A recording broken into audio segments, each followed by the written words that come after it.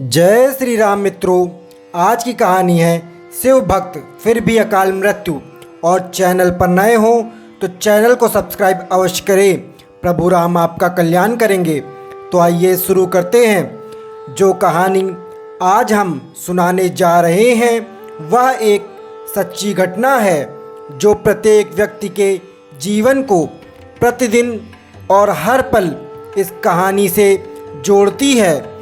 बात सन 1723 ईस्वी की है।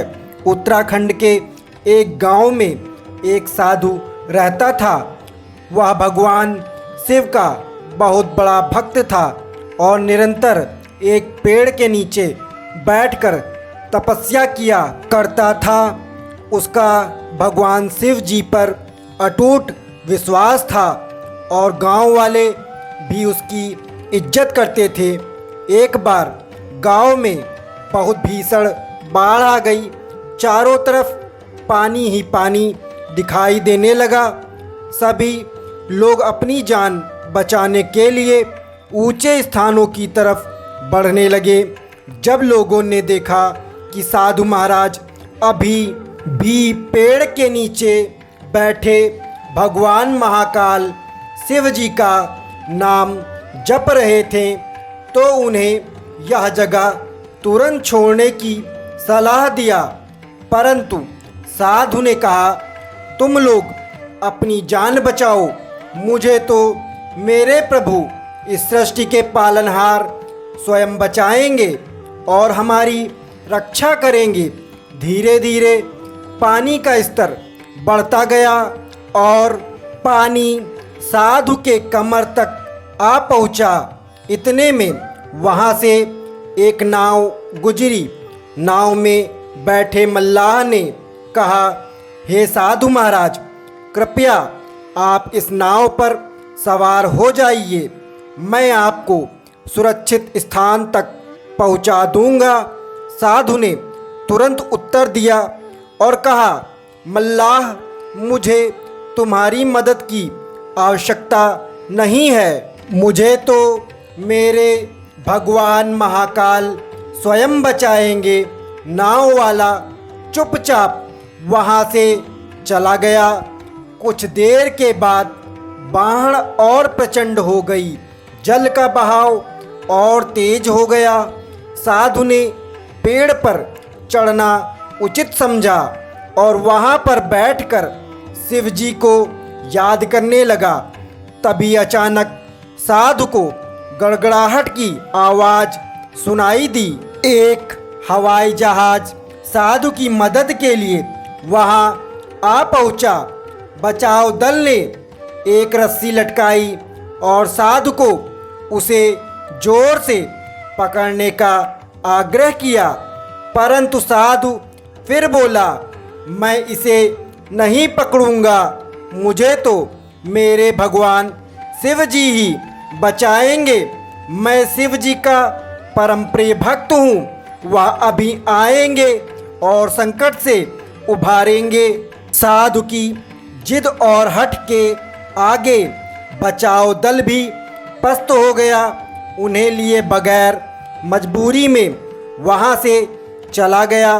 कुछ ही देर बाद बाढ़ का स्तर बहुत तेजी से बढ़ने लगा। पानी से पूरा गांव बहने लगा और एक झकोरे ने पेड़ जिस पर साधु बैठा था वह पेड़ सहित साधु भी बाढ़ की धारा में बह गया और साधु की मृत्यु हो गई।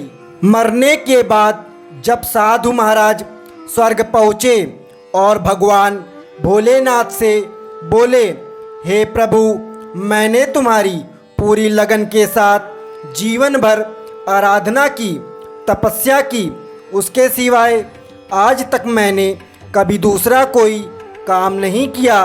हर पल आपके नाम का रसपान किया, कभी किसी का अनुचित भी नहीं किया। परंतु जब मैं मुसीबत में था, चारों ओर से मुझे मृत्यु ने घेर रखा था और मैं पानी में डूबकर मर रहा था। तब हे भगवान, आप मुझे बचाने नहीं आए। ऐसा क्यों प्रभु? भगवान बोले, हे साधु महात्मा, आप मेरे अटूट और प्रिय भक्त हो। मैं हमेशा तुम्हारे साथ था। मैं तुम्हारी रक्षा करने एक नहीं बल्कि 3 बार आया था। पहला, ग्रामीणों के रूप में मैं तुम्हारी मदद के लिए आया था।